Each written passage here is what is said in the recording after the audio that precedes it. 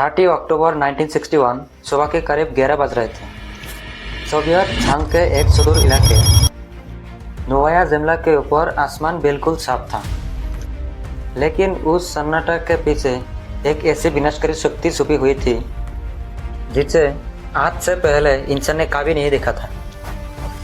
एक विशाल का बम जिसको जार बम्बा कहा गया, एक पैराशूट के सहारे नीचे गिर रहा था और जैसे ही इसने ज़मीन का 4 किलोमीटर ऊपर अपना आंखें खुली तब दुनिया ने एक दूसरा सूरज दिखा। आज हम समय के पीछे मुड़कर देखेंगे कि कैसे शीत युद्ध कोल्ड वॉर का जनक ने रूस को इतिहास का सबसे खतरनाक हथियार बनाने का मजबूर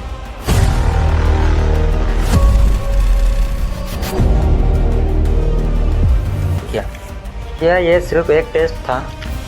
यह पूरी दुनिया को दी गया एक धमकी।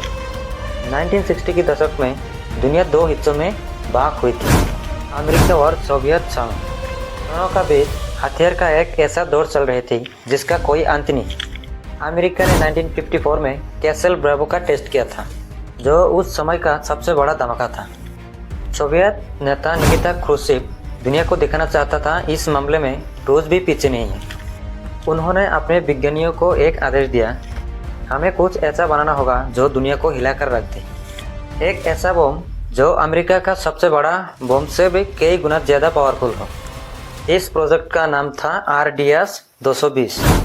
विज्ञानियों को टीम का पास समय बहुत कम था, सिर्फ 15 हफ्ते। इस बम का वजन था 27 टन और लंबाई में 26 फीट।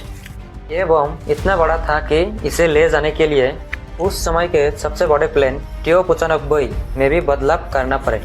शुरुआत में इसे 100 मेगाटन की ताकत वाला बनाया गया था, लेकिन विज्ञानियों को भी डर था इतना बड़ा धमाका खुद के लिए यानी रूस के लिए भी खतरा का डर था। इसलिए आखिरी वक्त में इसको ताकत को आधा यानी 50 मेगाटन कर दिया गया। फिर भी यह हिरोशिमा पर गिरा बम से भी 3300 गुण ज़्यादा शक्तिशाली था। मिशन शुरू हुआ। पायलट एंडी द्रोनोवचेव ने विमान उड़ाया। बम को एक विशाल पैराशूट से बांधा गया था ताकि विमान को धमाके की जगह से दूर जाने के लिए थोड़ा समय मिल सके। विज्ञानियों ने पायलट को बताया था उनका बचने का संभावना 50% है। जैसे ही बम फटा, एक ऐसा उजाला हुआ जिसे 1000 किलोमीटर दूर से भी दिखाई दे सकता।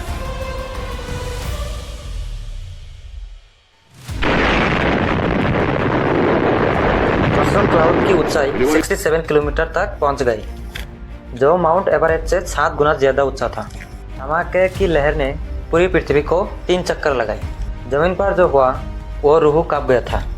टेस्ट साइट से सैकड़ों किलोमीटर दूर स्थित घरों का खिड़कियां और छतें गिर गए।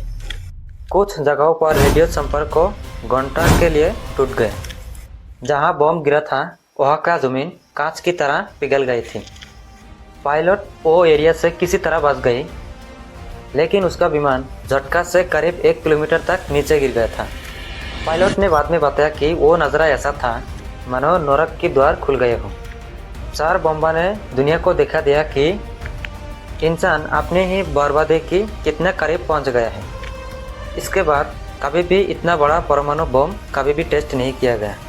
विज्ञानियों को और नेताओं को समझ आ गया कि युद्ध में इस हथियार का मतलब पूरी मानव सभ्यता का खत्म करना।